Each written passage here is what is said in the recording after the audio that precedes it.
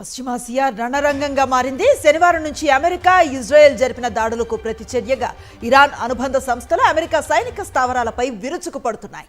ఈ క్రమంలోనే operation epic ఫ్యూరీలో పాల్గొంటున్న 3 యుఎస్ సర్వీస్ సభ్యులు మృతి చెందారని యుఎస్ సెంట్రల్ కమాండ్ అధికారికంగా ప్రకటించింది. సెంటకామ్ తన ఎక్స్ ఖాతాలో పేర్కొన్న వివరాల ప్రకారం పరిస్థితి ప్రస్తుతం చాలా తీవ్రంగా ఉంది. మేజర్ కాంబాట్ ఆపరేషన్లు ఇంకా కొనసాగుతూనే ఉన్నాయి. మరణించిన వారి వివరాలను ఇప్పుడే వెల్లడించలేమని, వారి కుటుంబ సభ్యులకు సమాచారం అందించిన 24 గంటల తర్వాతే పేర్లను ప్రకటిస్తామని సైన్యం స్పష్టం చేసింది. అయితే ఈ దాడులు జరుగుతాయని అమెరికా ముందే ఊహించింది.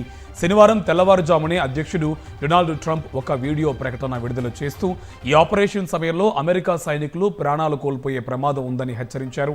ఆయన ఊహించినట్టుగానే ఇప్పుడు ప్రాణ నష్టం జరగడంతో వైట్ హౌస్ ఈ పరిణామాలను నిశితంగా గమనిస్తోంది.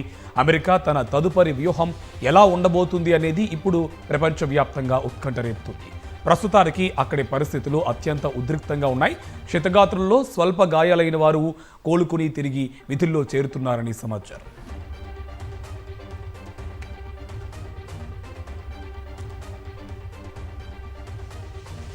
పశ్చిమాసియా యుద్ధంలో కీలక పరిణామం చోటు చేసుకున్నట్లుగా తెలుస్తోంది. అమెరికా యుద్ధ నౌక యుఎస్ఎస్ అబ్రహం లింకన్ పై ఇరాన్ దాడి చేసినట్లుగా ప్రకటించింది. 4 బాలిస్టిక్ క్షిపణులతో దాడి చేశామని వెల్లడించింది. యుద్ధం కొత్త దశలోకి ప్రవేశించిందని ఇరాన్ తెలిపింది. సాక్షి టీవీ ప్రసారాలను నిలిపివేయడం చట్టరీత్యా నేరం. సాక్షి టీవీ ప్రసారాల కోసం మీ స్థానిక కేబుల్ ఆపరేటర్ని వెంటనే సంప్రదించండి. డిటిహెచ్లో, ఇంటర్నెట్లో కూడా సాక్షి టీవీ ప్రసారాలను వీక్షించవచ్చు.